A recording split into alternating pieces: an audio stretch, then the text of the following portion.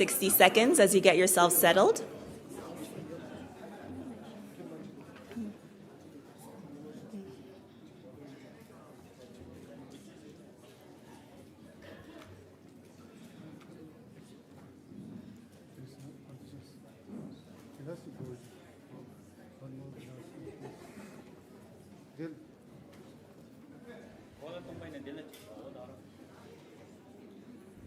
Okay. All right, good evening and welcome to the final session of this evening. It's called C Learning, Advancing the Culture of Compassion in Education. We're going to start off by a short C Learning promo video to start off this session. So we're going to get started with that. Thank you.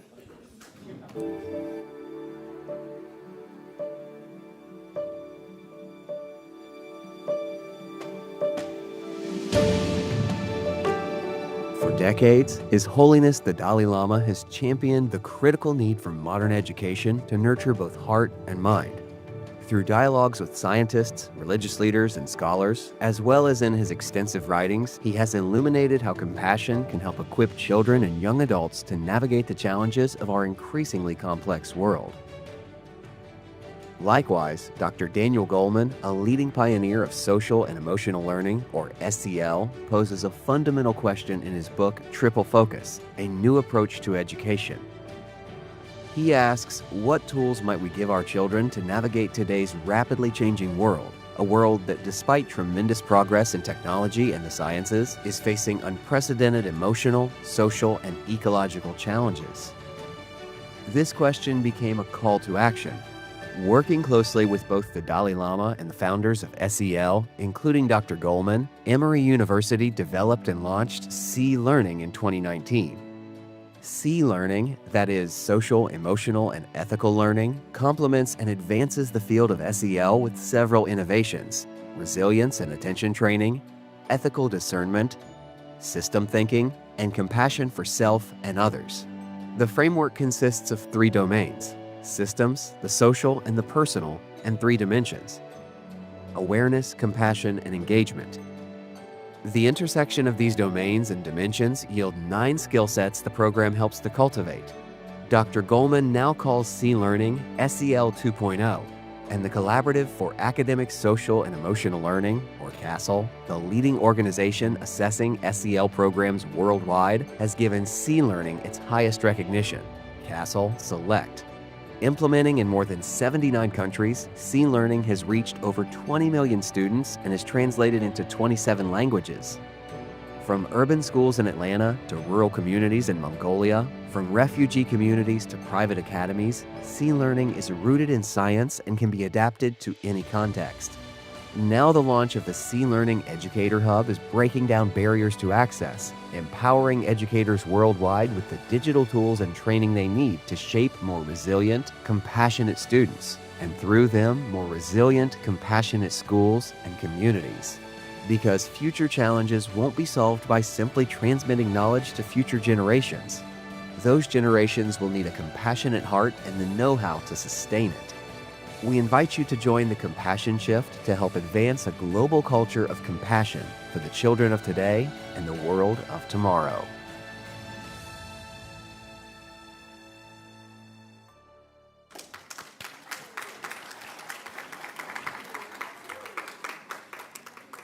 All right, thank you all for joining us this evening for these important conversations we're going to be having and hearing from our wonderful affiliates that we have here that are joining us from around the world that are going to be sharing their impact stories of how they're bringing C Learning to their contexts and settings as well too.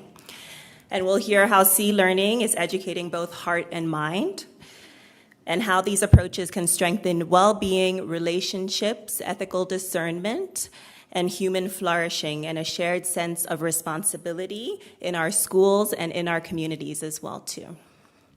We'll begin by hearing the impact stories from our affiliates about how they're bringing C Learning to their schools, their organizations, and their communities.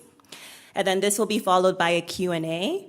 Afterwards, if we have time, we'll open it up to the audience as well to ask any questions that you have. And then we'll wrap it up with a few key reflections and takeaways from this evening as well too. As you listen, I invite you to notice the common themes across these diverse settings. and also the unique ways that compassion-based education is taking place in different cultural contexts and settings and educational landscapes as well too. And I'd like to introduce our speakers for this evening. I'll start off with Reshma Piramal. She's the co-director of the Karuna Practice, an educational nonprofit and primary collaborator of C-Learning and CBCT initiatives in India. We have Neha Bhatia, is a co-director of the Karuna Practice and supports schools and organizations implementing C-Learning across India. We have Aranzaya Art Bazaar.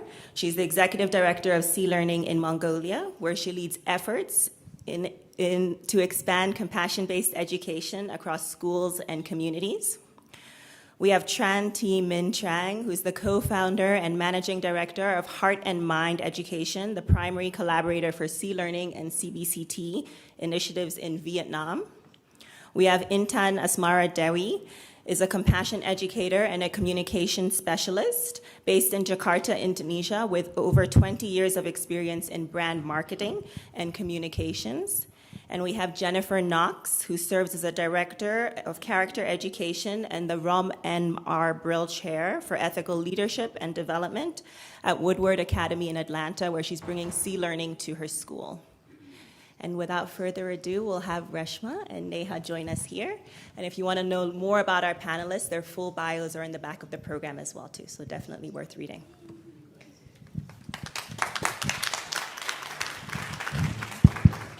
Thank you, Iman. No movement, he said. No movement? Okay. So no dance. We've just been warned, no movement, because Neha and I are known for our dancing. And for those of you who don't know the context, turn to page 32 of the annual report booklet. Yeah. So I'm glad to see that most of you made it. And today we're here to talk about ripples. After this entire tsunami and tidal wave that we had in the first session, where we learned about the science of why this is really, really critical. And I don't see any of the scientists here because the hard work, few of you, yes, but all the speakers aren't here because this is the real hard work. How do you translate this wonderful research and what does it look like on the ground? So that's what we're here to talk about. And I think I'm going to hand over to Neha, who's going to start, because I'm also in this part, I would say, sleepwalking, lucid dream phase because I'm jet lagged. So, Neha, why don't you begin? Thank you, Reshma. As you can see, we're trying to bring as much laughter and lightness in the room because we want to make sure that you stay with us. Okay, I want to start by thanking Robin, who's not here in the room. We've already spotted that. I want to thank him because he actually set the context for what we were anyway going to share. And he set the record straight. One, well-being and compassion are skills. So if they are skills, how do you foster these skills? How do you cultivate this in actual? What do you really do on the ground such that these skills become real lived experiences for children and adults alike? So for the last 7 years, through the Karuna Practice in C-Learning India, we have been working with many classrooms, many educators, and we've seen a mixed range, or the whole range, right?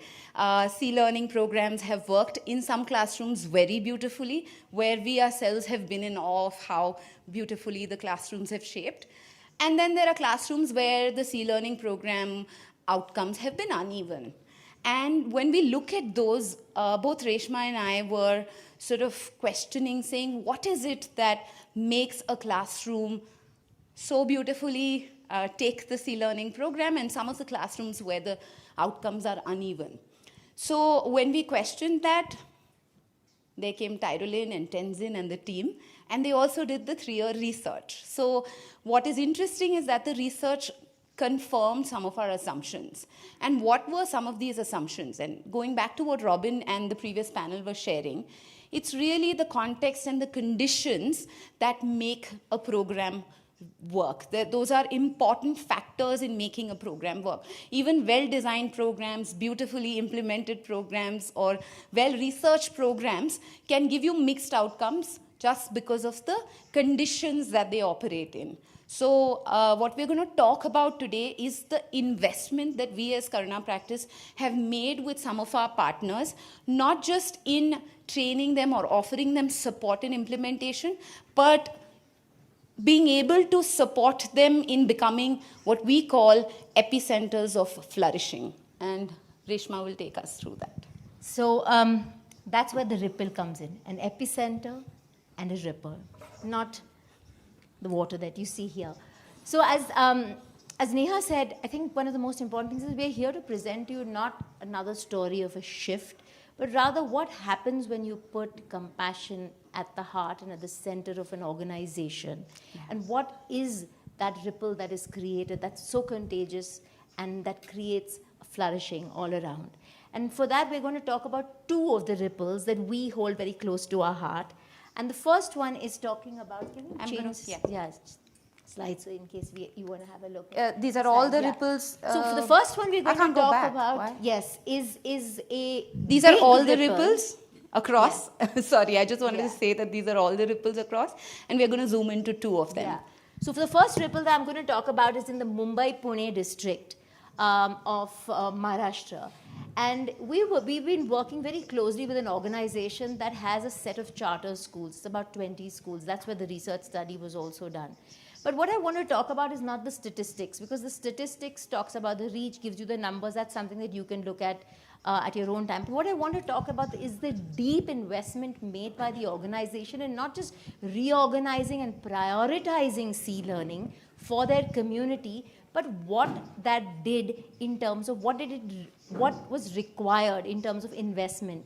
It was about creating a cadre of facilitators, of master facilitators, of junior master teachers, of getting families on board, and eventually in being not just a bastion for what C-learning should look like in a school, but actually then creating a bridge program that supported 150 municipal schools of the district that they operated in. So what we begin to see is 150 schools where teachers of these schools, government municipal schools, and over 10,000 students have actually learned from this organization and how they can bring C-learning into the classroom.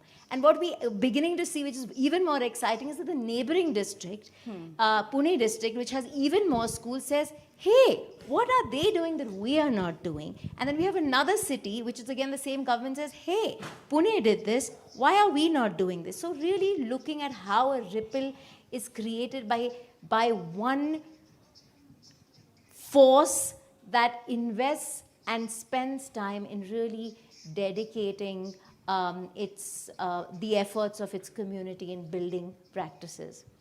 And what is interesting is that in this story is not only did the school or did Akanksha as an organization manage to take C-learning externally, but internally it became such a strengthening exercise for them as an organization that suddenly we hear the founder telling us or the CEO telling us, oh wait, there is some shift within my organization that I'm experiencing. There's a shift in the culture. There's a shift in the way, and these are early signs. Like Reshma said, we are not here to claim that, oh, here's a magic bullet, please take it and this will work. But we're starting to see early signs of when a teacher feels valued and cared for, when an employee or an organization starts to bring well-being, care, flourishing, all of these things within their organization, the people who are receiving it are moved and motivated themselves to then therefore take it to other organizations and schools, right? I just wanted to add one thing, and this is where I would love for our researchers to say, how do we develop transformational metrics?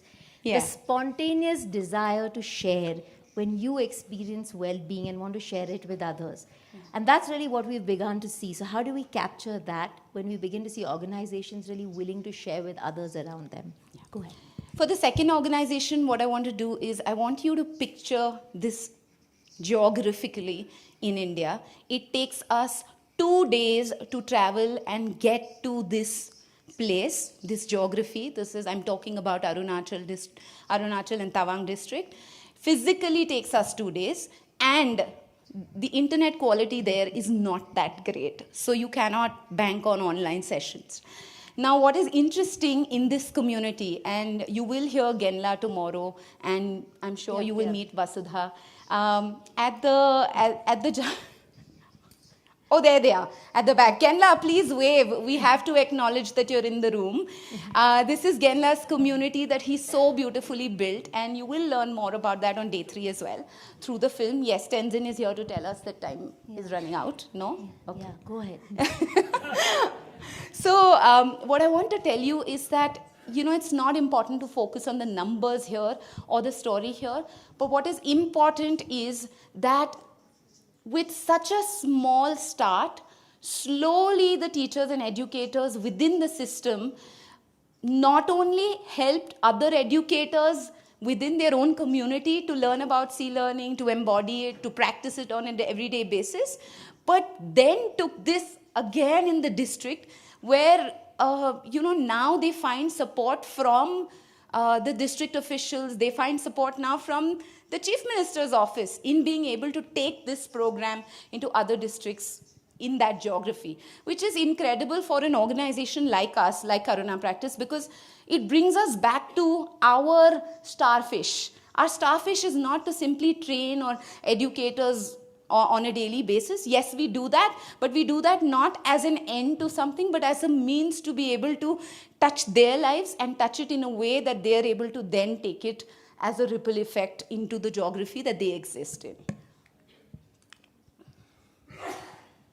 Maybe we'll skip this in the interest of time, but all I want to say is that our research, the point that I made initially, confirmed that the implementation is shaped as much by the context and the customization and the personalization that Robin and the previous panel were talking about, and not the generalization of one-size-fits-all type of program that we were offering. And I would also like to add here, it's very important for all of us to acknowledge that the tension exists often when things don't necessarily work. We don't always have to have that perfect result. So really building a narrative is as important as really getting the results. So impact really here is not the success as much as it's saying what is going right and what is not going right, for us to then begin to look and see how can we craft and support change in a way in which will benefit that specific community. And finally, I think we just want to end by talking about very important CBCT. And CBCT is something that is so integral to C-learning that we've made it in some way a very important part of our training to introduce CBCT at the very beginning with our C-learning educators. So we've had a tremendous number of teachers who've trained in CBCT as well as C-learning. And we're looking to now integrate the two programs so that all training will include both. In tandem. And also very important to know is that, while we've been working largely with educators, but there's been a significant amount of frontline worker CBCT community that we've built, whether it is with frontline workers for tuberculosis in the district of Indore, whether it is the palliative care workers in the Anganwadi workers. The Anganwadi workers. And we've now just started work with the police. So we're very excited. We're working in an entire district in Maharashtra with police who are actually saying care for the police. So that's something that we're looking forward to and seeing how that evolves. And finally, I think one very important piece is really youth flourishing and looking at youth as in higher education and how do we bring to them that agency for really taking charge of their own well-being and giving them the skills, equipping them with the skills. So finally, we just end by just sharing, I think what's really important for all of us to recognize, and particularly Neha and me in the last 7 years, is really the shift that we see is not just the potential to be able to transfer knowledge to your students or others, but it's about what it means when you invest in your own team, in your own organization, so that you begin to see the ripples evolving. What does a ripple require? It requires a certain force, and that is a disruptive force. And that force is really has the potential to create consistent peaks and troughs as it kind of widens its radar of influence. So our hope is really to deepen and widen the reach of every organization that takes e-learning and CBCT into their culture. Thank you.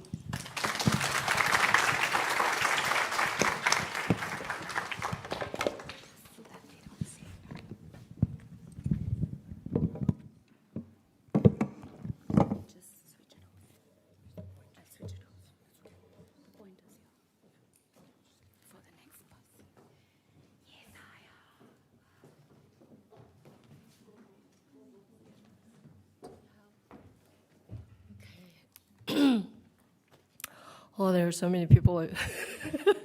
So scary. Yeah. Okay. Okay. I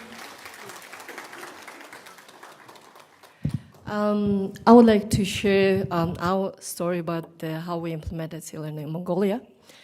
And of course, every context, every background is different. So many of you know that Mongolia had its own challenges, especially during the socialist time when in 1930s, over 700 monasteries were destroyed. And every time when I say this, it just makes me a bit emotional. Over 20,000 monks were killed in Mongolia. And since the time for Mongolia was for several generations, it was a big challenge. How to restore our mindfulness, ethical discernment, our awareness, and all the compassion that we had from Buddhism for centuries, and still we challenge that. And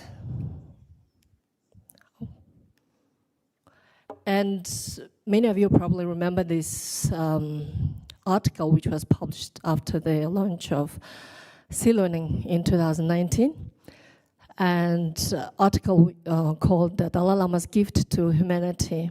And we really wanted to share this gift to Mongolian kids because it is very meaningful this time, because Mongolian kids also face lots of hardships and stress, as a mental illness. Also, compassion is needed in Mongolia too. So, so we really wanted to bring to every Mongolian child, and for post-socialist countries like Mongolia, it is very difficult to implement not integrating it to the national curriculum. In private schools, you can have e-learning without a problem, but if you want to reach 80% of Mongolian students, you just have to integrate it to the national program. That's why we wanted to bring e-learning as a support of the development of socio-emotional skills at every level. And if you look at this, you can see that we started adopting e-learning play, and we adopted it to the preschool curriculum, national curriculum.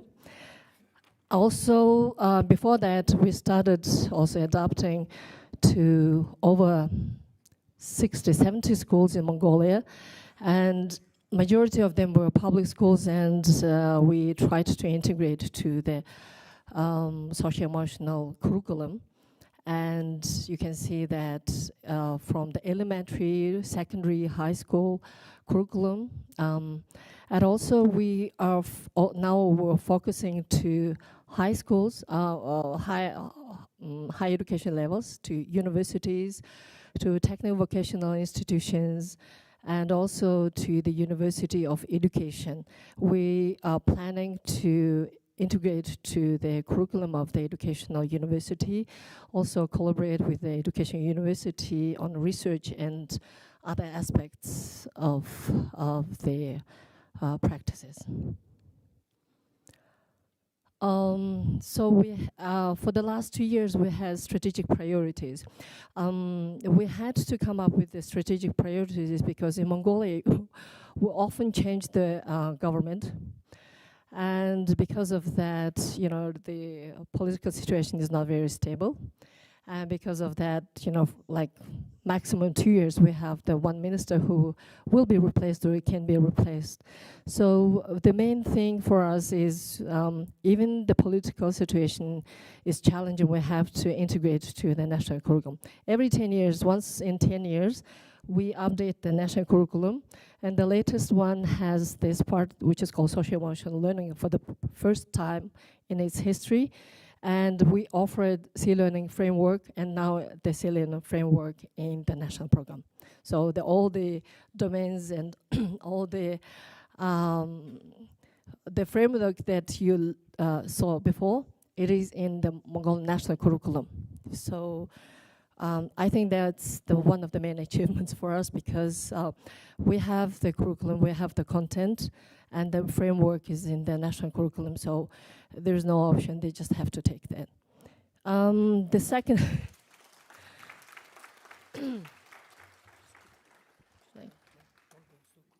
okay. I thought my voice is too weak, so I decided to be loud. Okay. So we also had to focus on the school implementation, on teacher professional development. Also, we are very lucky to have a research and development unit with help of Emory University Convention Center. And also, we wanted to focus more on bringing C-learning outside of school, not inside the classroom. So the parents and caregivers also had an opportunity to learn about C-learning. So from here you can see that how we worked in the national curriculum. For that we had a series of public consultations, and we also participated in developing the methodology recommendations and which we started in 2024. Also in school implementation, over 48,000, almost now like it's more than 50,000 students are receiving C-learning. And these are just statistics, numbers, but they're very important for us. And especially last year we started a pilot project among the 3 schools to learn about how this works. If we will conduct C-learning throughout, if we will adapt to the school values as value system and the culture. So for that we initiated these activities. So from here you can see that we even started the Children's Psychology Club. So we also now have over 1,300 educators who were trained by C-learning. And currently we have certified 62 facilitators, and this summer another 40 will join us.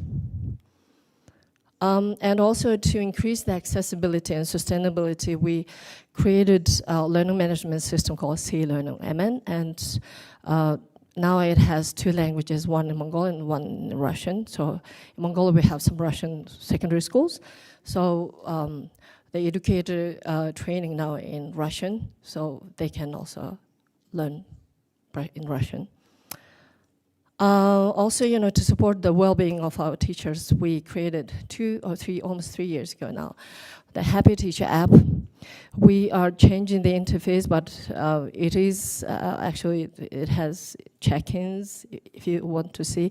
And also it has some meditations based on C-learning content, so the teachers can practice. And we tried to implement schools based on the evidences. So we have the research team, and then I will show the video that was sent yesterday.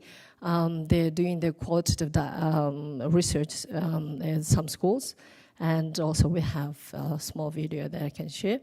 And here you can see that on the last day we invited over 500 parents and caregivers to give them a knowledge how to be parents with C-learning.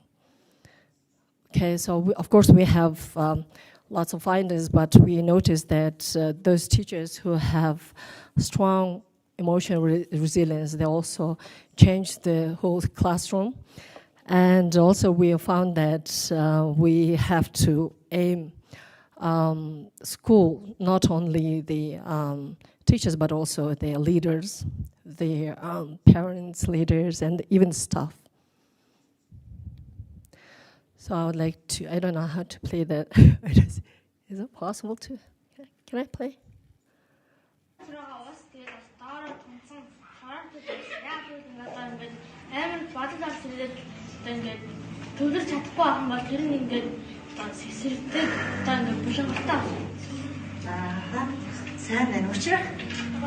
Анхаарал төвлөрөөгүй нэг усан бэлэнхтэй уустай зүйл цаараа анхаарал төвлөрсөн үйл цэвэрстэй зүйл.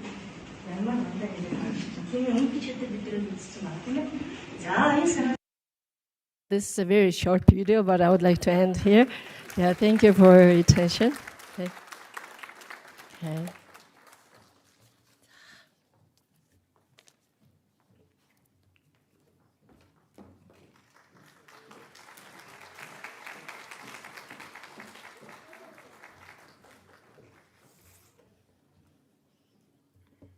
Good evening, ladies and gentlemen. My name is Minh Trang from Heart and Mind Education, HME for short, the Remedy Affiliate of C-Learning and CBCT Vietnam. On behalf of HME, I'm very grateful to be here today to share with you about our journey, C-Learning Vietnam. The first time I came to Dharamsala was in 2017 to attend Asia teaching with His Holiness Dalai Lama. At that time, I had just transitioned from business to education, feeling both excited and uncertain for the future ahead. At the beginning, sorry, can you see? Yes.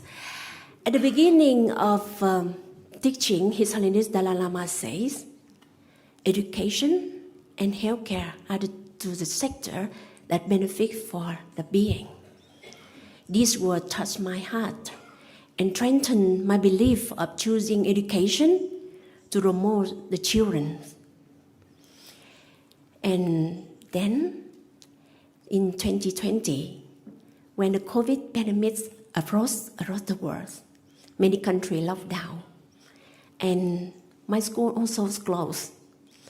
The Tibetan Buddhist Center organized Asia teaching through online, and I'm very lucky to have the precious opportunity to dialogue with His Holiness Dalai Lama. How can I put it? Yes.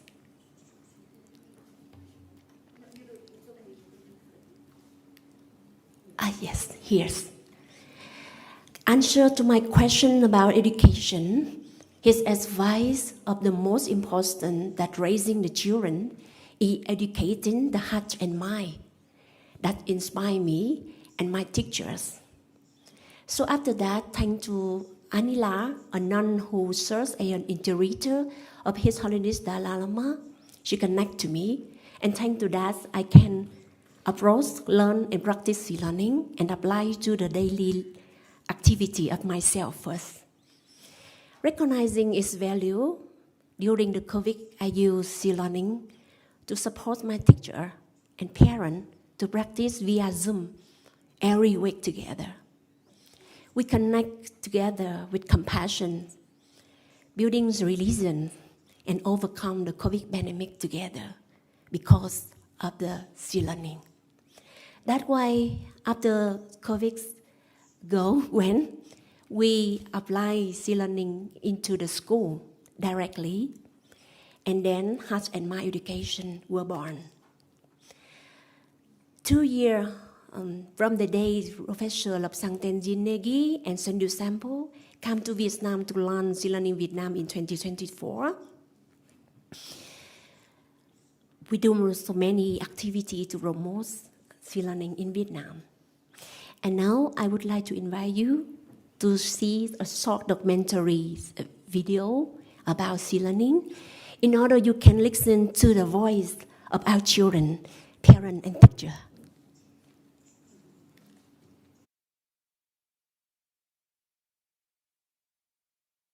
Somebody help me?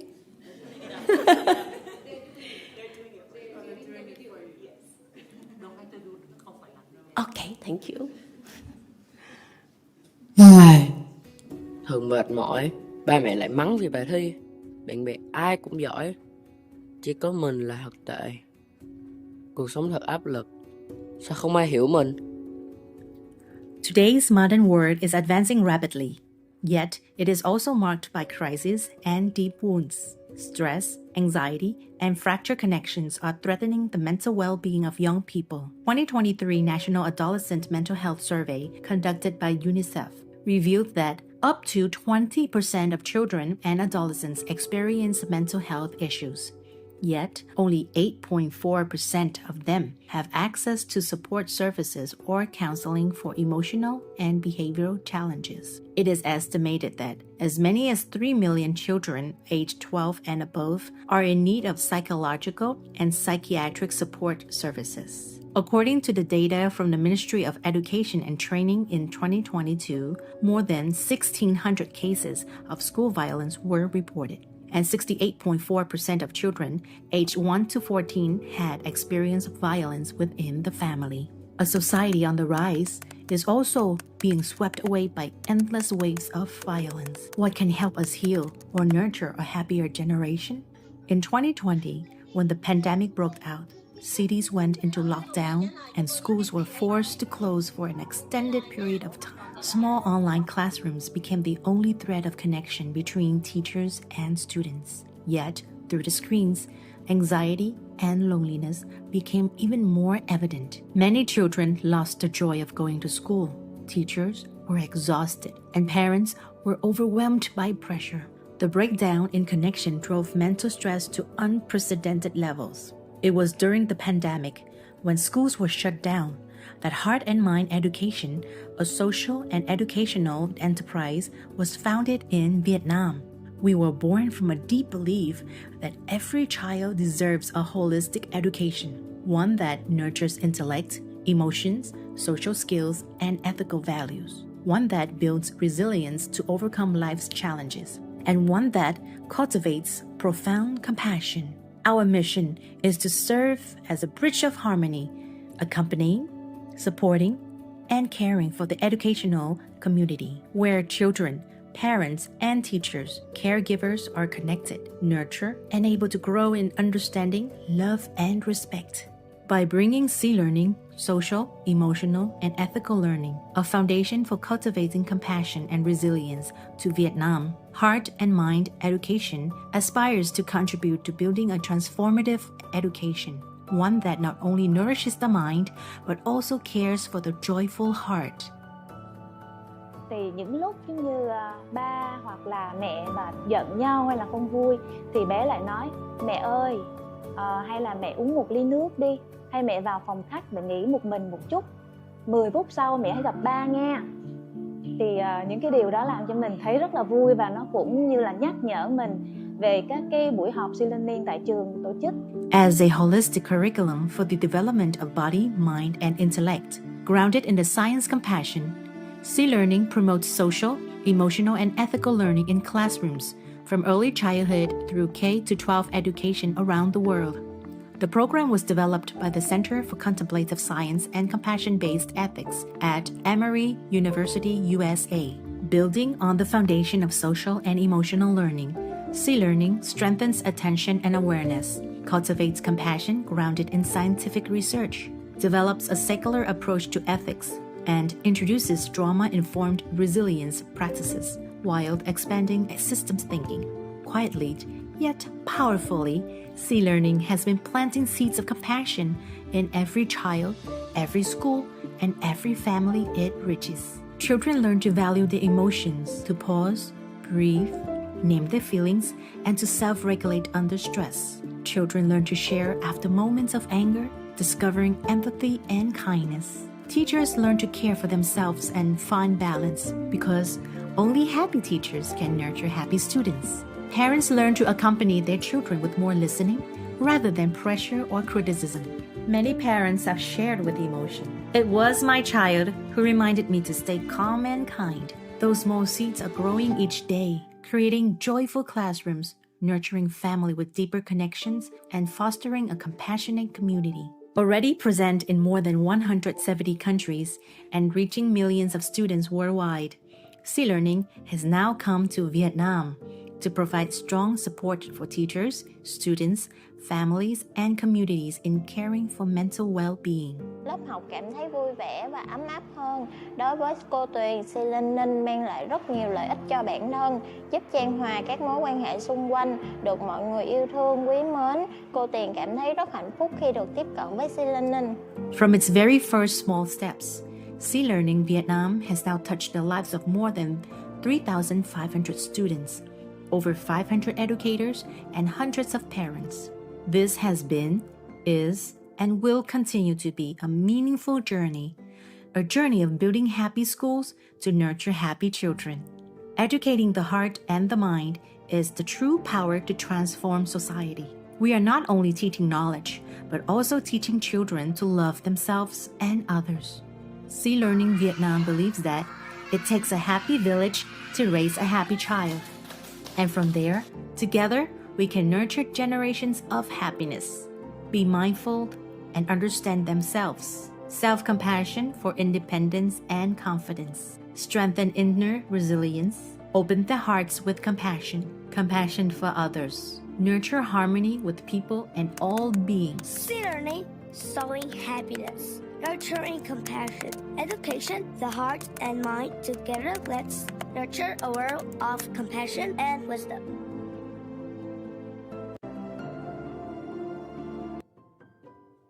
For your question. So last month we are very honored to welcome Representative Jinegi and Sun Dusambu come again Vietnam on their third visit. And together we introduced 10 models of integration, Sea Learning into traditional education, project-based learning, Japanese early childhood education, music, arts, and even intensive education for the children who have the special need. Together with the partner from Singapore, Malaysia, and Thailand, we continue to develop the CBCT and introduce it to the hospital leader in order we can promote that. And because it truly takes a village to raise a child, each of us as others, we need to nurture compassion within ourselves, and together we will build a kinder and compassionate in order we can build a more compassionate for the future generation.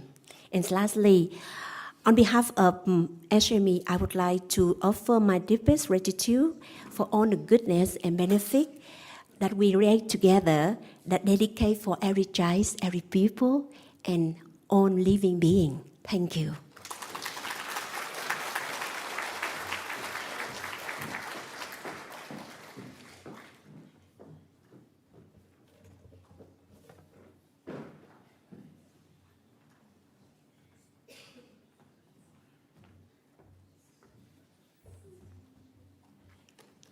Hello. Good evening, everyone. I'm Intan Asmara, and I'm come from Indonesia. And maybe our presentations will not be as that interactive, like a lot of videos, things like that, because nobody's doing it. And also, we're not talking about plan for the future because we have no plan yet. But before I start, I don't come alone. I come here like accompanied by my friends there, maybe Gabor, Chelsea, Ina, and Sally. Please stand up so everybody can see you. Stand up. So yeah, they come from Sea Learning Indonesia, and they're really the one who work hard to introduce Sea Learning in Indonesia.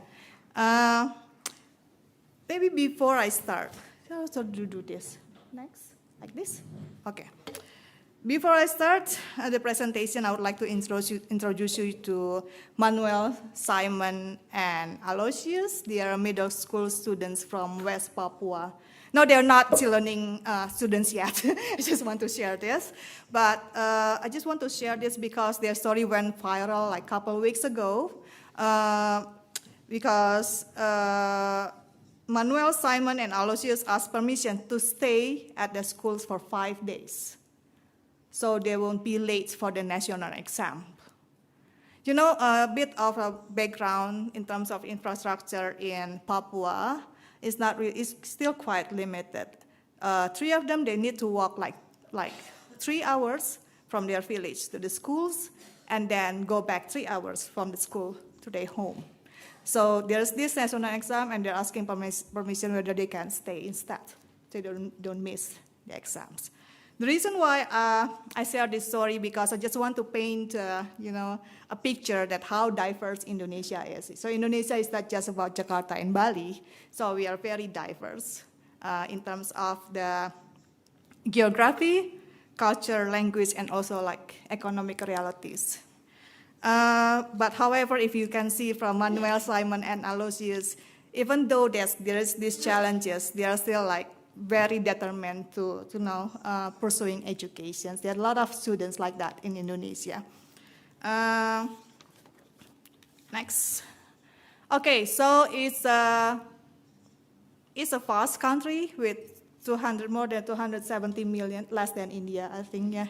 But we have like around 17,000 islands in Indonesia, very diverse cultures and beliefs, and infrastructure and structural challenges as well, you just mentioned, and also increasing social and emotional challenges. But however, compassion is not something new for Indonesia. They said that like over 1,000 years ago, a great master from India, Atisa Dipankara, actually sailed from India to Indonesia to Sriwijaya to learn bodhicitta. So yeah, that's why I said that it is like based on that. It is a kind of reminder that compassion is not something new. It has long been rooted in the culture of Indonesia, inspired by their legacy that Sea Learning Indonesia was born, with a small beginning and a big visions. So it started in 2025, yes, exactly like a year ago. Yeah, we just know a year ago. Yeah, like 1.5 years ago almost. We began very humble, like only one class, a pilot program, one class, 23 students. I think Chelsea and Ina is the one with the facilitators for only 2 facilitators, certified facilitators at that time, and we just meet like once a week for 14 weeks. And then I think at that time, the objective is very obvious. We just want to observe and explore how the sea learning could be brought into early childhood while learning how to adapt and also like improve in the future if we want to expand. And yet within this small circle, the vision for something bigger started to take roots. So as you can see here, sorry, I just missed this. One note. The initiative has continued to grow since January 2025. We expand to organizations such as Akar Cinta Kasih Foundations, which actually support the children with HIV and AIDS in Bali. The team has created a space that the children could learn compassion, resilience, and also awareness, and feel safe to be themselves. In July 2025, a second public elementary schools in Kalusa joined in. We introduced learning training for the teachers and also like weekly programs for the children. And there are more until today. So since January till May, there are more coming up. So in just 1 year, imagine that I said earlier that only have one class, 2 facilitators. I think by 2026, we're gonna have 27 Sea Learning L1 facilitators. So thank you so much for Shondula and also Jillian who already trained us, and hopefully we all got satisfied. And then and also 5 CBCT teachers. Hopefully I got certified, Leslie. I forgot my assignment, I already submitted to you. So, in just 1 year that there's like 45 educators, community members across Indonesia have completed the Getting Started Live. So we now have in total like more than 200 students and also like 67 plus teachers reach 4 schools, public and also like private, more than 10 community partners. And then I think in addition, we have translated finally the early elementary curriculum and companion book into Bahasa Indonesia. This is an important step for empowering local teachers in Indonesia and opening the access of SEER learning in Indonesia. What's more, moving forward, Sally here is working so hard to introduce SEER learning in the orphanage in West Java. So from Bali, we go to West Java, 8 to 20 years old orphanage students in Bogor will begin the SEER learning journey, and more than 100 teachers in West Papua will begin the SEER learning Getting Started training. And hopefully, students like Manuel, Simons, and Aloysius that you just met at the beginning of the presentations will benefit more from SEER learning. And then it has been quite a journey for all of us and the team, or the very small team. Then in terms of number, maybe we think that we have grown so much from 2 facilitators to 27 in terms of number. Yes, we have grown. But then there is these questions, like we often discuss and reflecting ourselves on a deeper questions, like how do we truly measure impact? So is it simply in numbers, or is there something else talking about? So I just remember a story that Chelsea shared to me. Thank you so much, Chelsea, for sharing the stories. It calls SEER learning and the roosters. So yeah, it's a bit lengthy. Maybe I don't want to read it, but I'll read it out for you. SEER learning and the roosters. One day while walking through Kalusa, I saw 2 roosters fighting while a group of children stood nearby watching. You have to understand that cockfighting is culturally present in the village, so the children naturally associated the situations with that behavior and were very excited to watch the fight. I felt sad seeing it, so I took the bottle of water I was carrying and gently poured water over both roosters. And after getting water on their heads and bodies, they stopped fighting and separated from each other. I then turned to the children and say, "No bullying." Immediately the children respond, "SEER learning, SEER learning." Wow, so the children apparently had participated in the activities in schools, and it was beautiful to see them connect the idea of nonviolence and compassion with what they had learned through SEER learning. Well, Kalusa is a small village, and it's approximately 4,000 residents. In making moments like this, it's meaningful because it shows that learning, it can go beyond the classroom and into daily activities. So, there are many stories like this, actually. There's a girl that said that she felt the kindness for the first time when she did the Junaka kindness drawing. So those stories really sink into our heart and mind and get us thinking. We reflect on what impact truly is. Perhaps impact is not really measured through the numbers, but whether the classroom itself, whether the learning itself extends beyond the classroom. Or perhaps what we call by impact is creating spaces where children, I must add here, it's not only children and teachers feel seen, feel safe, and also valued and cared for.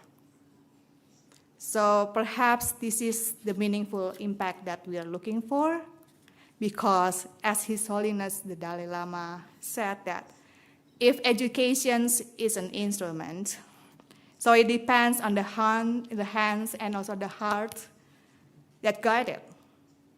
And perhaps the real work is for us, all the community leaders, all the educators, everyone that shares the same vision and same belief, is learning how to embody it together. I think that's all from Indonesia.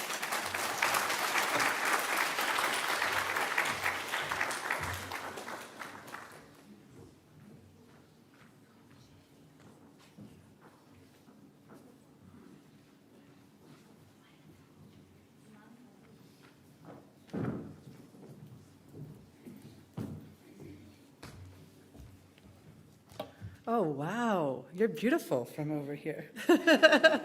I brought my water. There are a lot of memory reminders throughout. The rooster's the most recent, so I'm taking this one so I can ground myself right before I begin.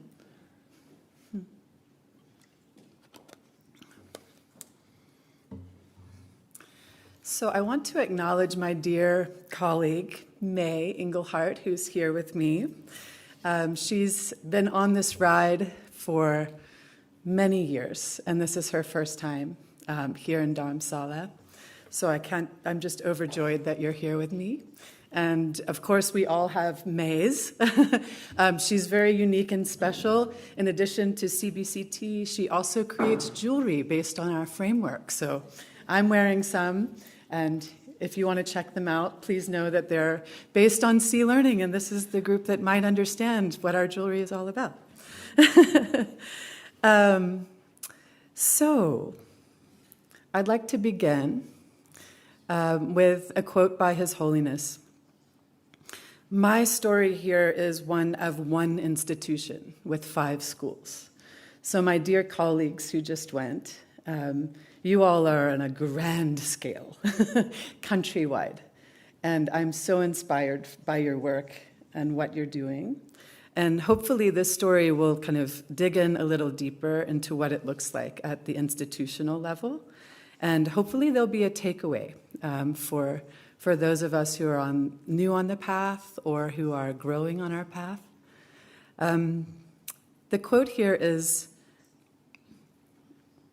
ultimately, any system can only be as effective as the individuals responsible for its implementation.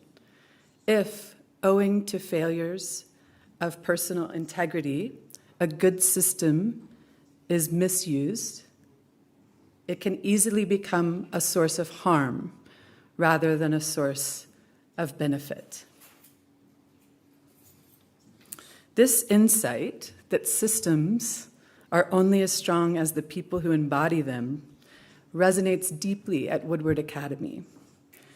We have a 125-year young history in this context. Founded as a Georgia military academy, our institution has survived world wars, depressions, pandemics, and the eras of profound social change. What's remained constant is a belief in education that forms not just minds, the whole person, an idea also at the heart of John Dewey's work, the philosophy that education is not preparation for life, but life itself, which is very familiar with some of you who are nodding here. Shaping character, citizenship, and the capacity to engage in democracy with both reason and empathy. A preparation of the head and the heart. So this through line resonates deeply with us who had the opportunity to be with His Holiness this morning. For those of us in this work, the head and heart integration is at its core. So those threads and through lines are so important to lift up. What is education for is at the heart of this inquiry. That conviction only deepened in recent years. During the pandemic, we sent a resilience survey out to our community. And we were really interested in understanding what was happening. So we saw the Zoom images, but we don't know what's happening there. We were concerned about our students, our families, and we also found a tremendously sobering truth that even in a well-resourced community such as ours, silent suffering was present. Depression, anxiety, and isolation were not exceptions. They were part of the daily life.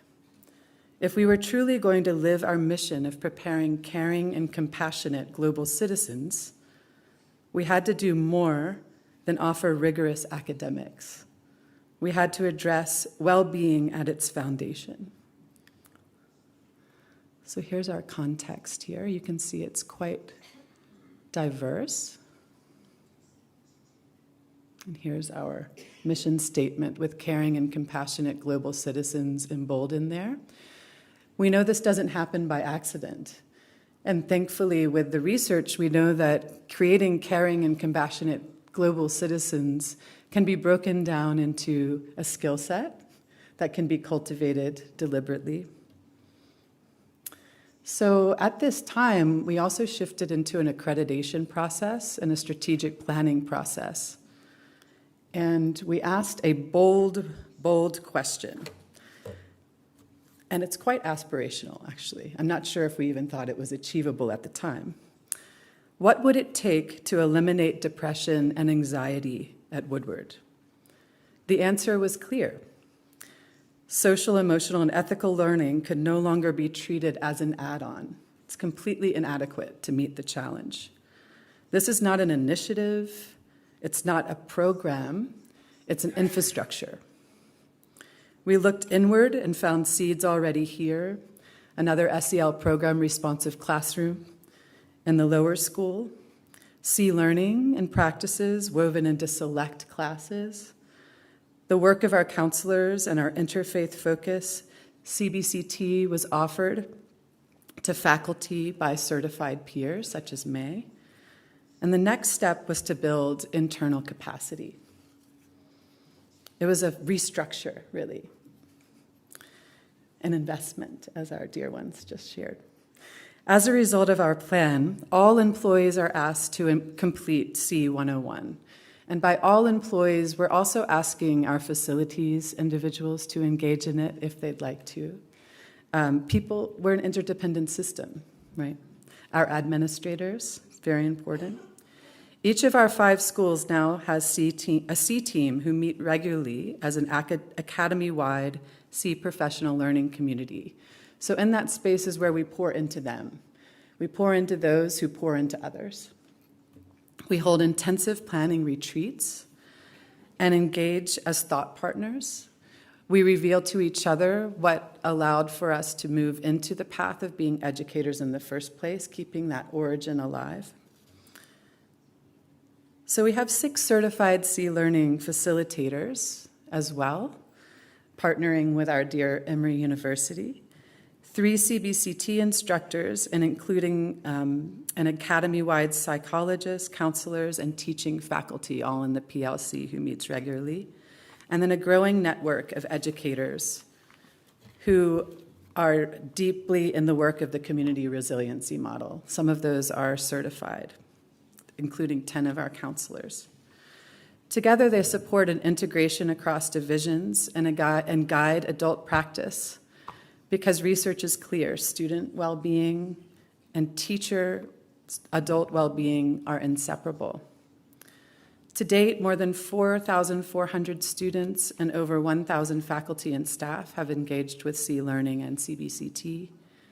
With over 2,500 students currently enrolled, every child and every adult now has access to shared practices that strengthen compassion, resilience, and ethical discernment. We've extended CBCT beyond the classrooms and brought in Compassion U as well to facility staff, development, bus drivers, marketing, communications, and administration, so the work permeates the whole system. And we are beginning to talk differently, ask new questions, lean in and have necessary conversations, expand our everyday ethics, and as His Holiness urges, we investigate, investigate, investigate. And we're seeing an impact.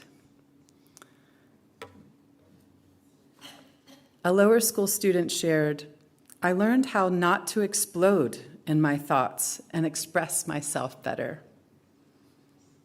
How wonderful, the language is there, yeah. I would also follow up with, and what did that feel like on the inside? Now let's shift and stay. Yes.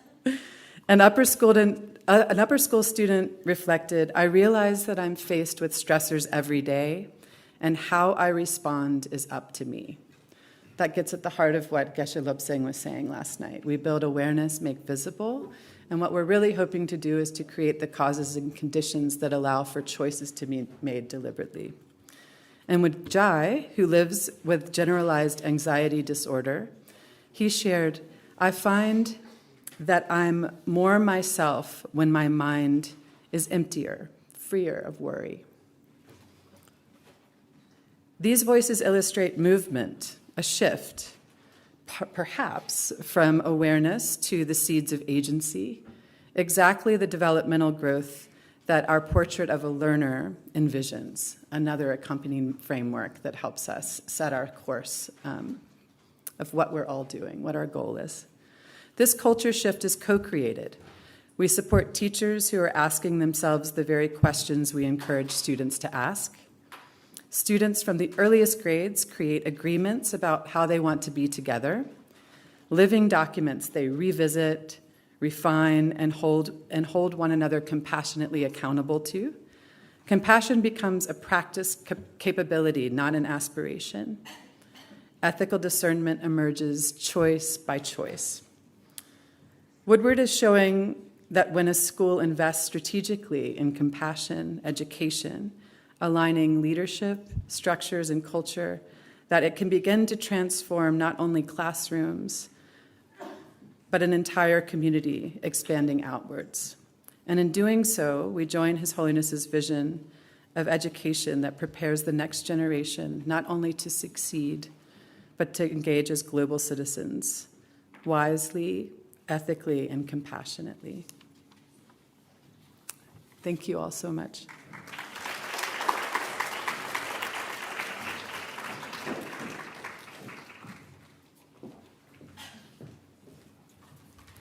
All right, we're going to be setting up for our panel Q&A now, and we'll hear a little bit more from some of our speakers, and we also have a new speaker that will be joining us shortly that I will introduce.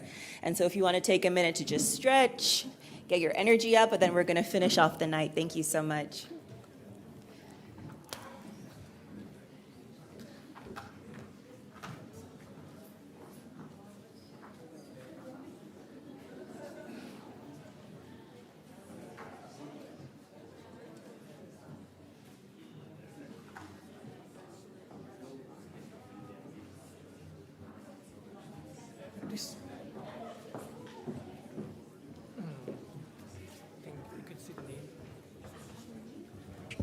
참말로 공로딜레 슈이 단단히 세라지 슈이 단단아주 피게 초다칸데 페비 단다 냔슈반 넘버에 타나싱아주 페디 베선스 cohort지 C learning facilitators 아니 타나싱아주 단다 텐진jansu summer retreat 디종아주 participant 디종아주 단다디 람든 지자이지요 아티 수수 빌딩 지미지 상인디 남페로나 샤인 상인나니 남페 항아주 올라야 스칸 유에바이 아니 스칸 라이트 스피다니 남아주 디 스틸렌스 조슈아디 아주 상인 연구즈 슈아인라이 로소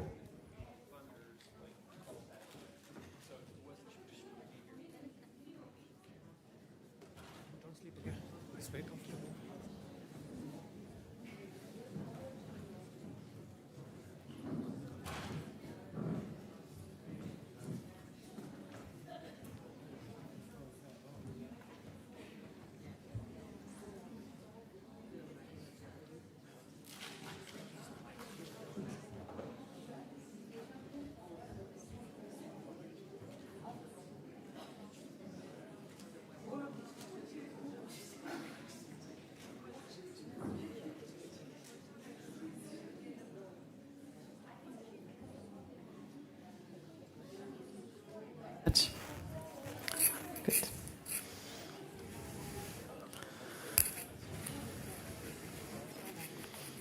Only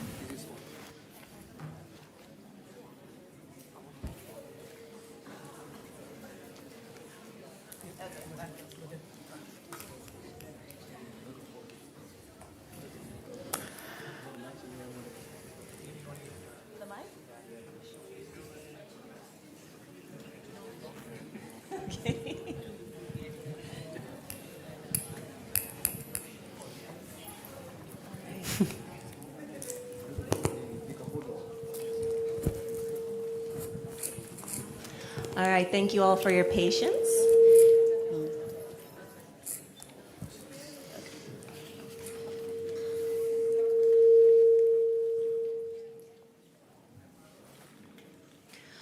All right, we have a new member that's going to be joining our panel as speaker that I would love to introduce. This is Telo Rinpoche, is a respected Buddhist teacher and the founder of the DHF in Mongolia, where he promotes compassion, kindness, and nonviolence through educational and community initiatives. He previously served as an honorary representative of His Holiness the Dalai Lama in Russia, Mongolia, and the CIS countries, and has played a key role in restoring Buddhist culture and education in Kalmykia as well, too. So welcome to the stage. Thank you. And you all know our wonderful affiliates that have been speaking earlier as well, too. And it's so inspiring to hear of the work that they're doing and the impact that they're having in their countries and settings. And they're all a little bit different, but so meaningful. And it's an honor to work with all of you and to move this vision forward as well, too. So we'll go ahead and get started, and we'll start with the need for sea learning. And so Reshma and Jen, this question is for you. Can you share the specific need or gap that you saw in your community that sea learning helped to address?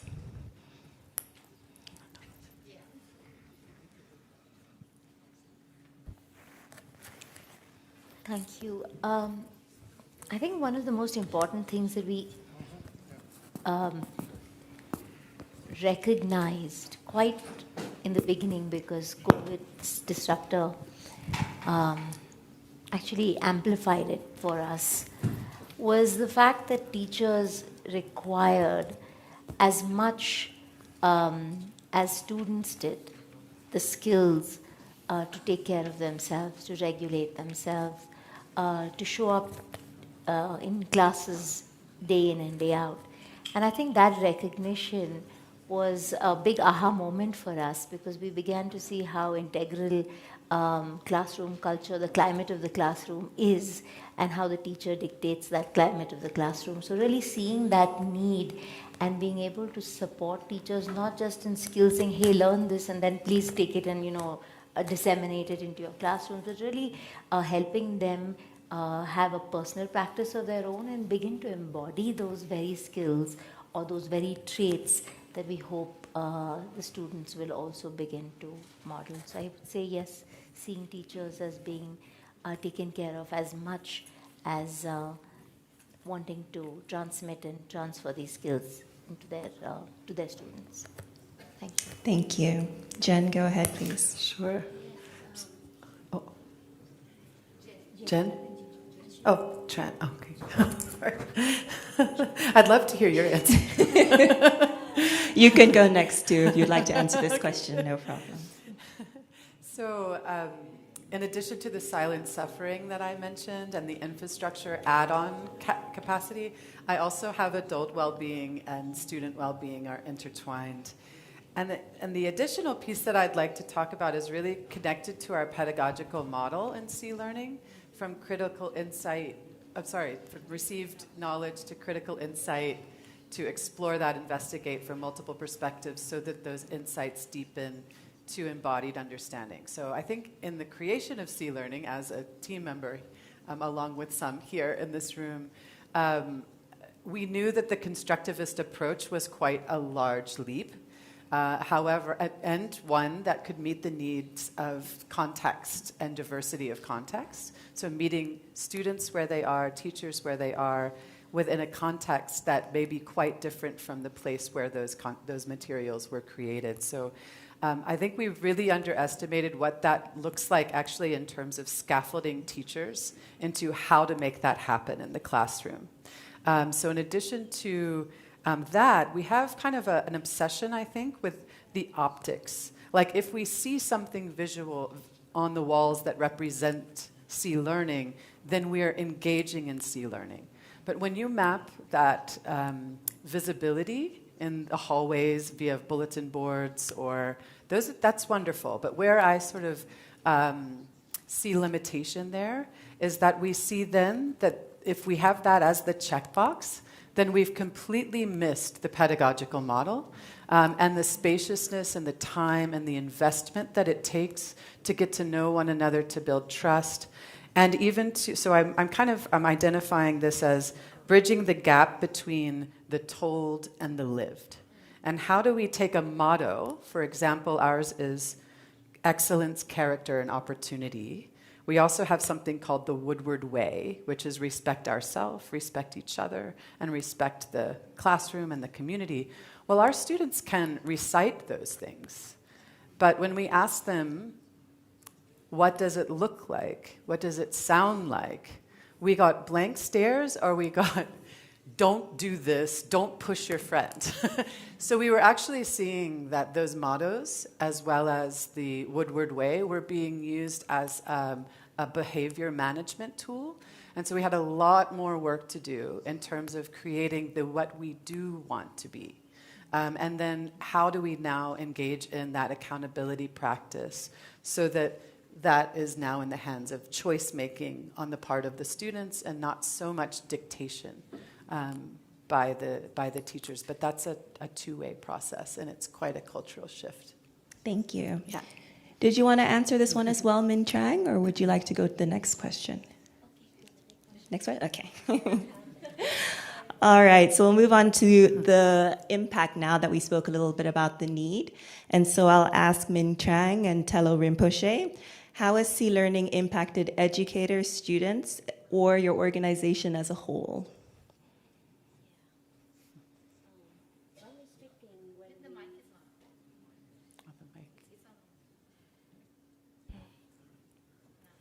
Okay, can you hear me? Wrongly speaking, when we implementation in the school, there are lots of challenges. When the teacher is not ready to learn about the C-learning, because they have to work very hard from the morning until afternoon. So before we are doing with them, we have to prepare everything. For example, we save the time for the weekend with the food, everything before we start for the training. And the other thing that is the mindset of the leader of the school, it's not so easy when they learn C-learning together with the teacher. Yeah, so that's the reason why when we do the pilot school, we have to change the approach way. Following the curriculum of C-learning, of course, but when we do implementation, we have to create some activity based on the culture of the school. Yeah. Thank you. Yeah, I think the impact C-learning has made in Mongolia, I kind of like to probably over-exaggerate sometimes. I think the impact is, there's no way that we can really measure the impact. At the same time, have we made a difference in the last 4 or 5 years since the launch of the C-learning curriculum? Yes, we have. We have made an impact. I think the impact that we're making is not only on students, but also in educators. And now, as the presentation has shown, we're going to the parents, their guardians. So, it's I don't want to say it's at a very slow pace, but for the size of Mongolia and the population, which is only 3.5 million, we're doing good. We're in 62 schools. We got 62 facilitators, 40 additionals that are going to be added by in the next month or so, and we have 800 schools to cover, so which is a long way to go, but you have to understand how the size of Mongolia, the climate of Mongolia, we are. Summertime or warm season is so short that we can't go out to the rural areas to give the C-learning training to the educators. We got September is the beginning of the school year. September is, everybody's busy, new class, new teacher, everything. Then we got October, November. Those are 2 months that we are able to go out to the rural areas. By December, all the roads are blocked. It's icy, it's rain, snowing, so we can't go out until, December, January, February. We're pretty much stuck in the city. And then, March comes along, then we start preparation going out, and we have another month and a half to go out and make a difference. And by mid-May, everybody's preparing for the exams and summer holidays. And so, am I satisfied? Yes, I am very satisfied by how much we have done in the last 4 to 5 years. And and also I'm very eager to advance, more quickly and as soon as possible, because we have many wonderful things to do. So, yes, I hope I answered that. Yeah. Yes, you definitely did. Thank you. It's inspiring, all the work that our affiliates are doing. I know that one of my favorite parts of the job is when I get to go to the site visits and I get to see Sea Learning in action. It's always very moving and exciting to see. It definitely energizes me as well, too. So my next question is related to that, and it's going out to Intan and to Jen as well, too. So what has been one of the most meaningful moments or stories you've witnessed implementing Sea Learning? Okay, talking about stories, I have many stories like that. Sea Learning and the roosters. We love those stories. Get going. Yeah, and it doesn't come from me. All the teachers are here. So yeah, it's talking about stories, right? About the impact and the stories. And then I think we have many stories. Like apart from what I just shared, there's also like these boys who really likes to bully. In one of the schools in Kulusa, is that right? Mas, correct. They correct it. So he really likes to bully. So it really been a hassle for the students in the classroom because he's such a bully. And then one day he skipped this class. And that one day we have this activity of the kindness drawing, the kindness drawing, and he skipped the class. And then the next day, the next sessions that he came, he's the only one who has not done the kindness drawing. So we provide opportunity to him to do the kindness drawing, and then he did it, like quite diligently he did it, and then. Please share to the other students. And surprisingly, to his surprise, that the other students that he bullied all this time really listen and really take a good attention of what he's saying. So he was quite surprised of that. And then what we have seen after that this some kind of change of behavior is not that bullying anymore. Like the class has become more peaceful right now. He kind of changed their behavior. So small things like that we thought this is an impact of Sea Learning. And also not only from the students' perspective, but also from the teacher's perspective. The teacher's perspective, the Sea Learning is kind of meaningful for them because it helps them to run the daily activities. Like in terms of how they deal with people, not only in the classroom, like they deal socialize with other people in their family. Even like one of the teachers said to me that he has a better love relationships because of Sea Learning. So that kind of thing that building up from the students and the teachers, and starting from that, it creates a more a safe environment. And the impact trickle down into the whole society and maybe eventually the whole country, just because of that one. Yeah. Thank you. Can I answer this question? I want to Yes, share with please. you about the story of my kindergarten student. It's just only 3 years old, but they recognize the emotion of their friends very naturally.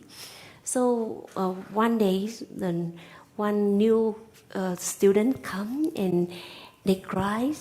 So the kid talk to the friend, just do with me, the put the word. Do you remember Have No Tragedy? Yes, they have their friend to do that.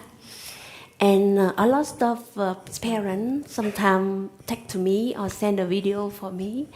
The children come back home and teach the parent how to practice. And one story, a mother very feel burnout at the work and come back home, and she asked her mother, "Why you feel so sad?" We write out everything that make you sad, and then she rolled away that paper, and she asked her mother, "Now what your sensation right now?" So amazing. It's such a lot of story like this in the school. Yeah.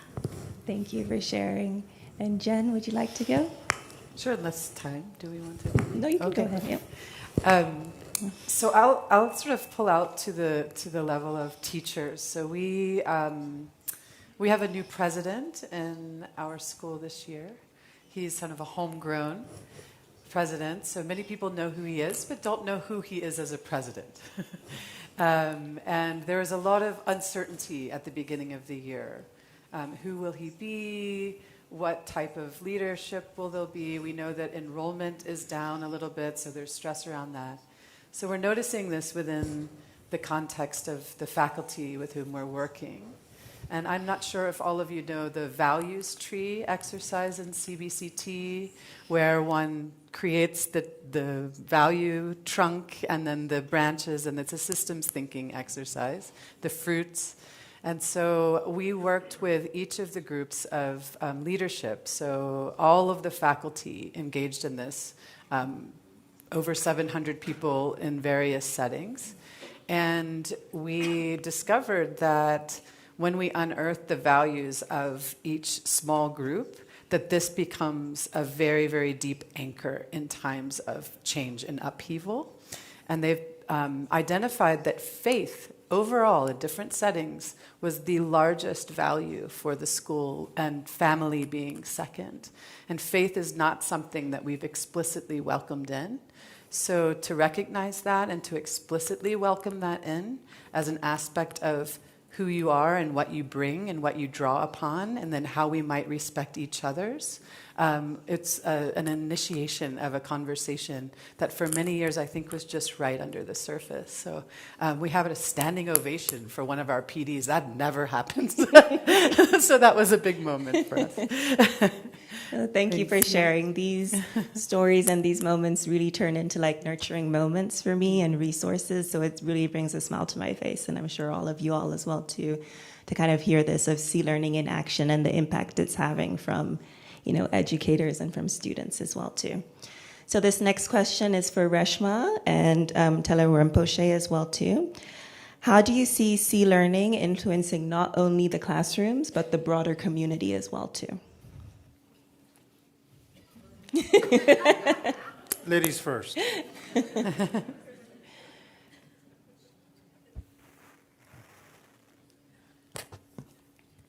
So maybe we can talk about an aspiration here, really. I'll be very honest, it's not easy. And transformation, as we all know, takes time. Mm-hmm. Habits are very difficult to change.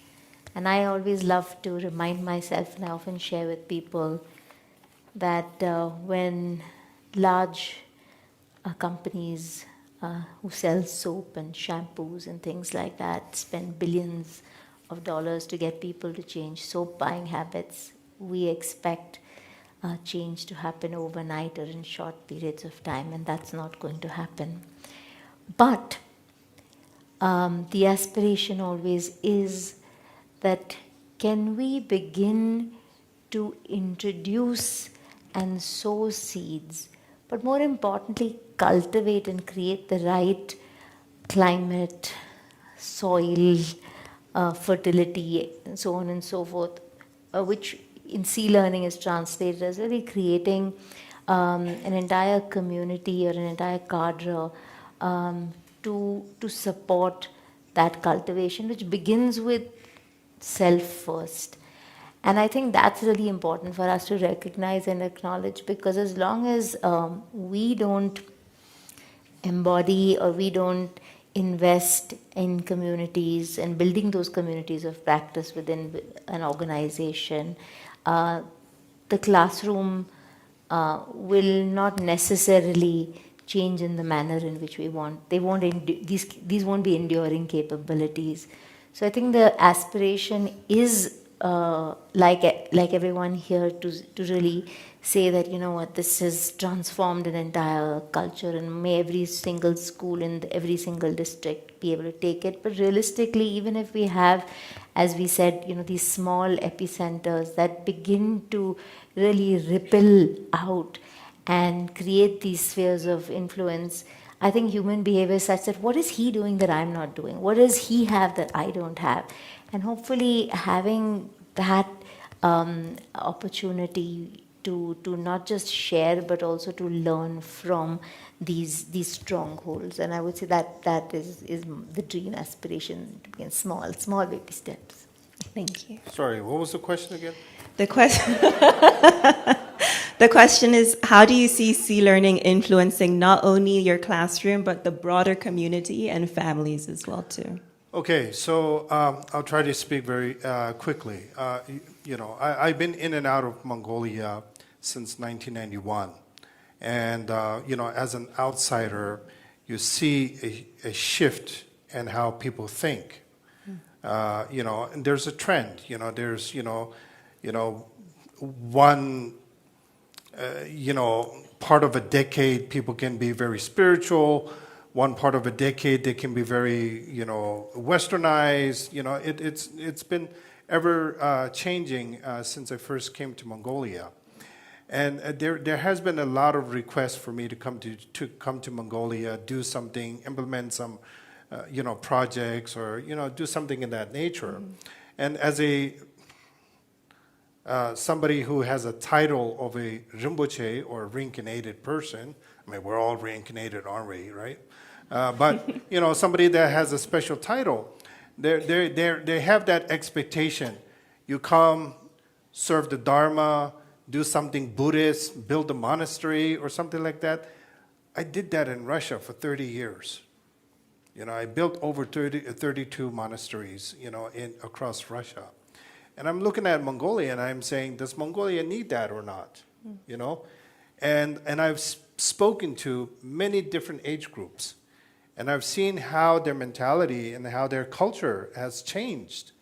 And, later on I said, well, Mongolia doesn't need another monastery. They're thinking differently. They're behaving differently. Mm-hmm. Their culture is very different. So what is it that we can offer that it will benefit the general public? Not in the next 5-10 years, but also in the generations to come. And boom, the global launch happened. I quickly put together a small team from Mongolia, Russia, and and we went to the global launch. And I said to my group, I said, well, what do you guys think? We have one of our first time, Professor Daksama, can you please stand up? Yeah. She, she came to the Global Buddhist launch, and, at the end of the launch, she was even more excited than me.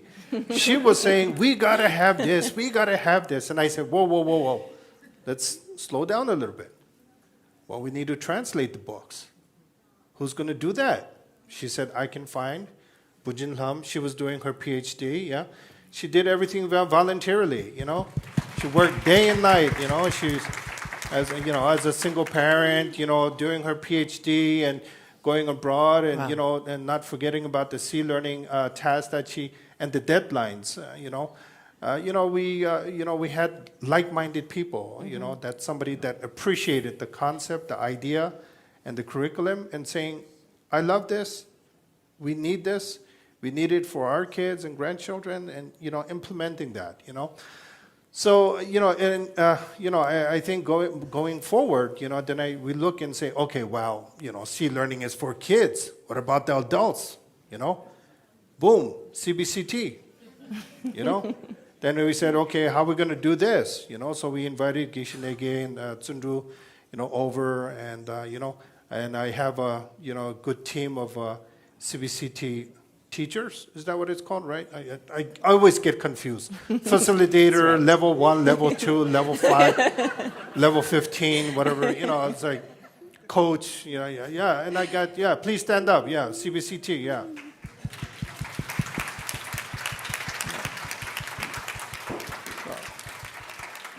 So, these are people that truly believe that, this is what's really needed for the Mongolian society. And, we're trying to, as it says, advancing the vision of His Holiness the Dalai Lama through science, ethics, and compassion. And I think we truly follow this, idea is, advancing. And not only that we're advancing, I think my CBCT is even more advanced than the Emory team, because we're already doing the scientific research. And I think it was just about a month ago, I got an email. It was like, whoa, slow down.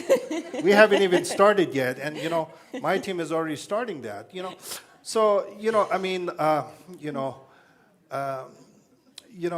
secular ethics, I think that's a very humanistic ethic, I think that's a human values, what His Holiness promotes, love, compassion, kindness, these are all human values. And, wherever you go, whether you're religious or non-religious or whatever ethnicity, whatever culture, that's what we are craving for, So I think, it has a bright future, not just C-learning, but also CBCT. It has a very bright future, and and I truly believe that we're all advancing the vision of His Holiness. So in some cases more quickly, but nevertheless we're making our way through. No, thank you. Thank you for sharing how you're bringing C-learning and CBCT to communities. All right, so Reshma touched a little bit on the challenges in bringing C-learning to your community and your context and setting as well too. And so this question is for Jen and Intan as well. What challenges do you encounter in introducing C-learning, and how did you navigate them? So these may be two of the questions answered in one. Hopefully that will be helpful. Okay. Resistance is a natural part of this process. And it is where all of the curiosity can be applied with deep reflective inquiry. There's a chance that it could be you that's the problem, right? So thinking about resistance with curiosity has been very helpful. Thinking about resistance and various levels. So level 1 being that maybe it's just about not knowing what C-learning is, right? Of course, we want people to question C-learning, right? Otherwise, it's not going to be a deep process. Level 3, sometimes you can't deal with that. Those are maybe outliers that might be coming on board a little bit later on down the road. So when we focus our attention, I think it's really, really important to shift to resistance as an opportunity for inquiry. And trusting the framework, that deep framework. Every aspect of C-learning is a part of human existence.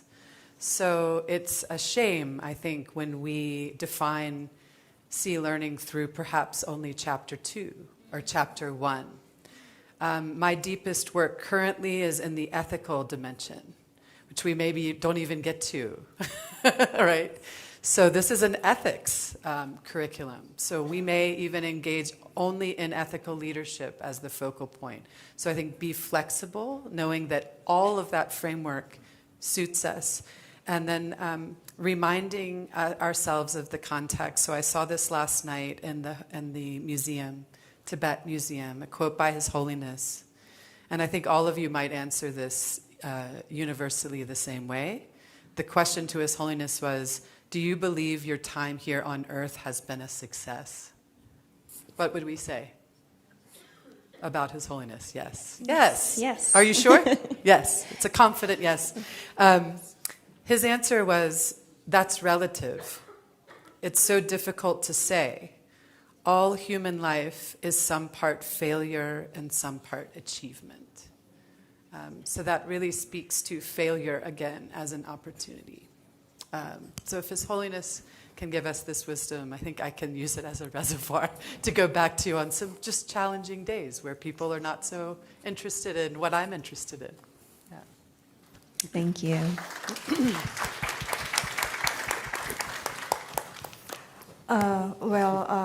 Challenges. We have no challenges except the fun. In a serious note, when I first joined and know about sea learning, I thought that it's quite pessimistic because I said earlier that Indonesia is a diverse country with many ethnicity and also like religions and predominantly Muslims. So in my mind, I thought that the challenges is to introduce the concept of sea learning. And also, sea learning has the background of the vision of His Holiness Dalai Lama. I thought that can be a challenge to introduce sea learning in a Muslim country, right? But then, until now, it has not happened yet. Maybe because it's only in Bali and also in Jakarta, it hasn't like touched the whole region yet. But maybe it can be a challenge in the future. However, the current challenge that we face right now is to convince, I think maybe the managements of the schools and some people that if they already have a curriculum or program that is similar with social emotional learning, it's kind of harder to convince that why should I add more? So what's the difference? I already have this, it's working. Why should I use e-learning? Maybe it's something that I think we should be able to answer in a way. And I think that's one of the first challenges that we faced when we started to enter the Jakarta, correct? Yeah, and then I really have not really got the answer yet, but maybe one of the things that we can do is, sorry, it's going to keep sleeping. One of the things that we can do is to show them like evidence, like this, like in marketing, I'm a marketing background. Yeah. So it's just like sachet campaigns. Just give them evidence, give them a taste of what it looks like and it feels. So they know by themselves that what will be contributions to their own. So it's not replacing their own curriculum or their own program. It's just like how to integrate that, how to make it like complementary to whatever that exists in that organizations. I think that's all. Thank you. Wonderful. All right, this next question is for Ming Chang. What advice would you give to others who are just beginning to integrate compassion-based education in their settings? Go ahead, Min. I think that the personal practice. We have to practice for ourselves first, and then we can inspire the other. Yeah. So that way, when we do with the other school, owner of the school, we would like to train for the leader of the school first, and then go to the teacher. Yeah. And also for the parent also. Yeah, but we have to keep it everyday activity in the school. For example, in my school, the principal and the teacher discuss how to keep the practice always in the school. One teacher said that, every time I come to school, I have to put a shoe in the stair. How can we check in at the moment? So we apply that activities in my school. And the other school, we follow that. And even for the principal, they have the, like you see in the movie, they have the jar to check in for themselves also. They have to do that not only to show for the teacher how to follow, they radiate for themselves. Yeah, that is the most important, I think. Thank you so much for sharing.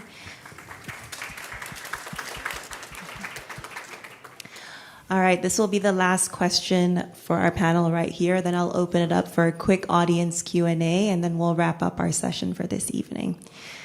All right, so this question is for Telo Rinpoche as well as for Reshma. If you could highlight one key insight or lesson you've learned from your journey with Sea Learning, what would it be? I'll go first because I'm starting to forget things. What was it again? A key insight or lesson you've learned from implementing lesson Sea Learning. I learned, yeah. Mm-hmm. You know, the lesson I learned is how innocent, how loving, and how delicate our children are. And every time this reminds me of a girl when we did the pilot, trial of implementation of the Sea Learning into schools. We had 6 schools to start with. And after 1 year, we reported to the minister, and the minister said, maybe he didn't believe. I wasn't there, but anyway, our executive director was at the meeting with the education minister, and he said, well, I'm going to go check it out on my own, right, to see how effective Sea Learning has been, because anybody can write fancy reports, right? So he randomly chose 2 schools, and he randomly showed up. And when he showed up, he wanted to speak only to the kids who were taking the Sea Learning, curriculum, or class. And he met a girl that was, I believe she was 12 years old, if I'm not mistaken. Zaya, correct me if I'm wrong. 8, yeah. And the minister asked him, what's your favorite subject, right? And she responded, my favorite subject or my favorite class is Sea Learning. And he was taken aback from a 8-year-old. He said, why?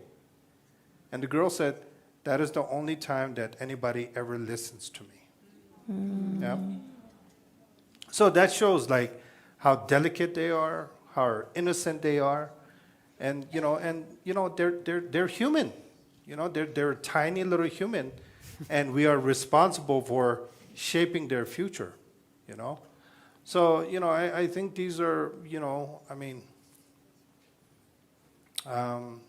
moments that you really cherish and inspiring, and makes you want to do good. It doesn't have to be anything that's spiritual or religious, that nature, and everything that is mentioned in CBCT as well as in Sea Learning. It's science-based. It's science-based. Of course, it has its foundation in some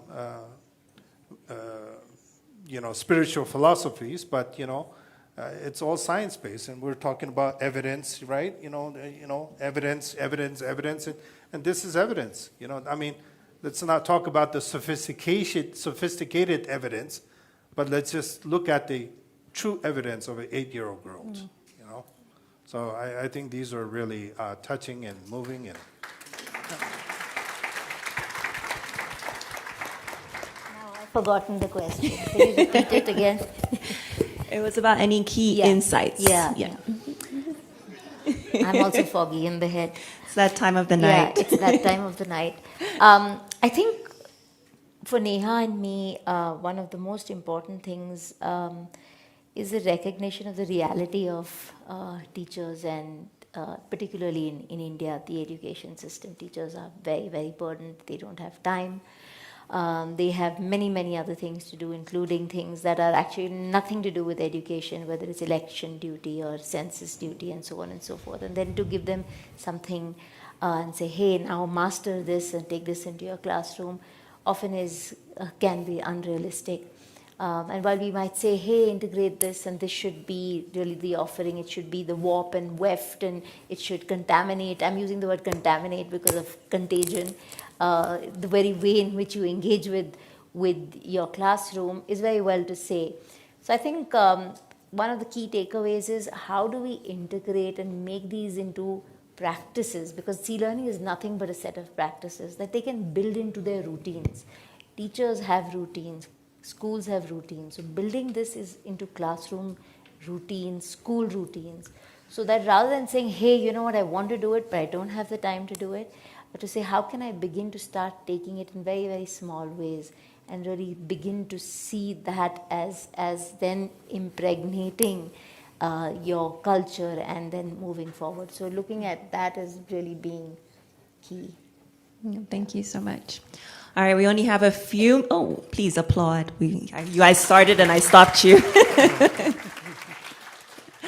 All right, we only have a few minutes left for audience Q&A. So do we have any questions in the audience for our wonderful panel guests up here? Before we do a QA, can I say something? Yes, Yeah. if you would like to say it now. Yeah, I want to say it now. Like right now. I was like, I think they're getting you ready. I think it was 4 years ago when we had the C-learning, one of the C-learning conferences here in this building. Was it 4 years ago, right? 2024, yeah. 23, okay, whatever, yeah. So at that time, I made a proposal to hold the next offering in Mongolia. Yes, you did. Right? We remember that. I never let go of that. We do remember that. And I never let go of that. I was like really trying to advance in the vision of His Holiness, right? Then we were at the Compassion Shift last year in Atlanta, and again I announced, let's do something in Mongolia. So now it's official now. Yes, official. July. That we're gonna do something in Mongolia, So July 1st, 2nd, and 3rd, we're gonna do a CBCT retreat, which is gonna be led by Gishinege, Tsundusambe, and Tim Harrison. So the three of them, they're gonna do a 3-day retreat. We are inviting anyone who's able to come and explore. Then also July 5th and 6th, we're working on the conference right now, which is kind of something that has to do with emotional intelligence, compassion combined, but we don't have the title yet. But to hold the conference, it's already confirmed. So, I want to, let that open invitation out to all, I know you always wanted to come, so now this is your opportunity. Yeah. If you don't mind sleeping on the couch, I'll find one for you, but I'll make sure it's comfortable, yeah. I think the information is on the screen, yeah. Yes, the information is on the screens. Yeah. Whatever, I don't have all the details yet because Tsundu and Gishi and I, we were still working on it. We're kind of formulating it, but the dates are confirmed. If you have further questions or, concerns or you want to learn more, please email to either of those two and we'll let you know. So just want to throw it out there and it's happening, yes. Yes, congratulations. We're very excited for that. So if you're interested, there's more information up on the screen and please send an email. And then we will open it up for questions. I'll be handing out this mic. So we have a question up here. Oh, there's already I've got one. Okay, perfect. Thank you. So I just wanted to highlight first that I am a scientist and I am here. But Reshma mentioned the burden on teachers, and we definitely see that in the United States as well. They're asked to do more and more things that have nothing to do with teaching. And in doing the compassion teaching, it can mitigate some of the environmental things that are happening to them. But how do we work toward compassionate systems?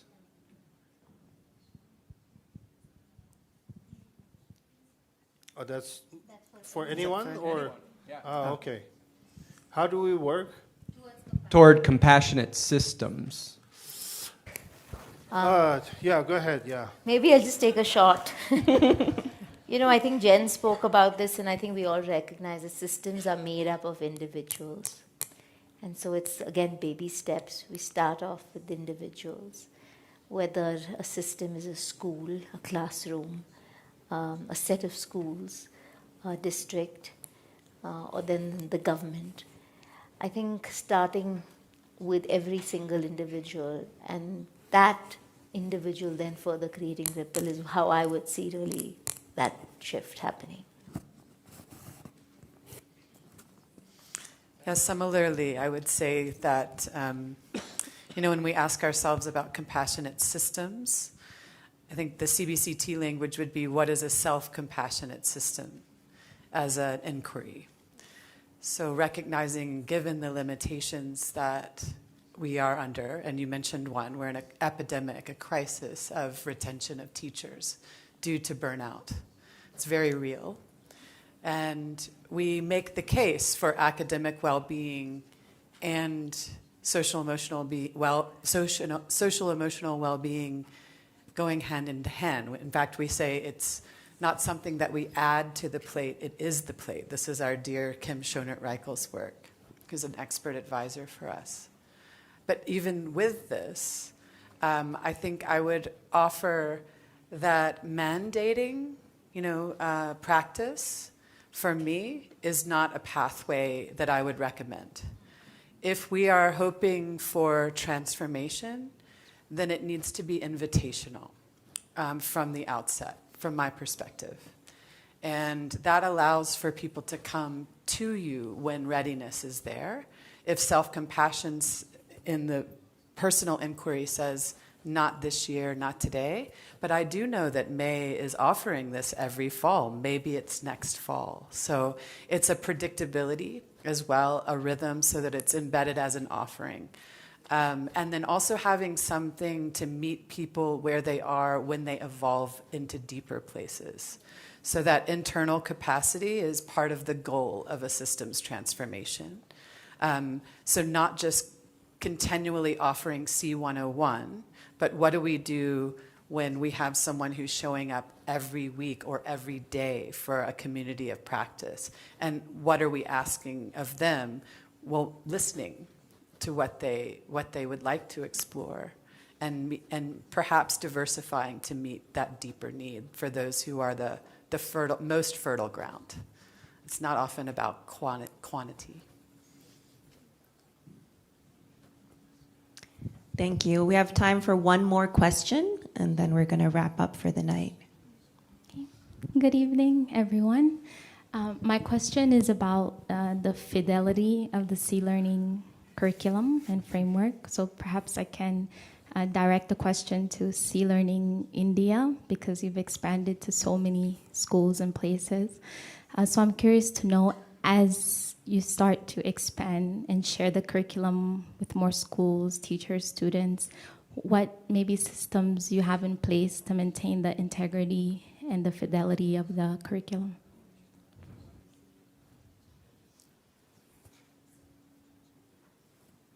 Thank you for that question. I think it's a really important question. I think one, since you specifically asked in the context of India, India is not a country. It's a set of several different. It's a continent in and of itself. So that we're really, really diverse, and therefore to expect a cookie cutter kind of expression is would not be honest. But having said that, I think the curriculum, in my opinion, is, while it gives, or it allows and gives room for adaptation, it's quite agnostic in nature. I think one has to also recognize that fidelity, and that's what, that in our experience, what we found is fidelity is actually also very, very directly proportional to training and the quality of training. So the training, and that's been our experience, if the training is of a gold standard, let's say, and you are also at the same time very, very aware and very sensitive of the context you're working in, whether it's a geography, whether it's a language, whether it is a specific culture, so on and so forth, and then you're able to tweak for that. I think then you have a pretty good chance of making sure that you have transferred and transmitted the set of skills that are required of that particular set of teachers or educators to then take the decision they need to take and adapt it as per their context. But rather than just saying, okay, I'm mandated for you to do it only in this way, which would be in some way not empathetic on our part. So kind of having that ability to know that you've given them the best so that they can not move away from the core and therefore the fidelity of what it is that the program is trying to eventually bring about as way of transformation. That doesn't get altered, but the manner in which they might do it and adapt it, that is, in some way you're giving them that flexibility. So I would respond to it. That's what we've seen. Thank you. Yeah.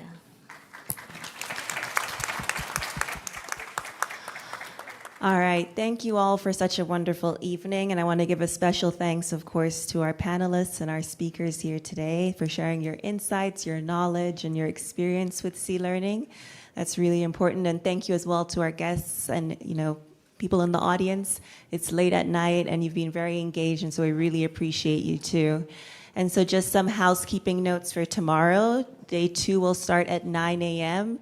And so we're hoping that everyone will be in their seats before 9 a.m. because we want to have a hard start so that we don't fall back on our schedule as well too. But thank you guys so much, and I hope you have a wonderful evening, and we'll see you tomorrow morning. Thank you. Thank you all. You all did amazing. I really appreciate it.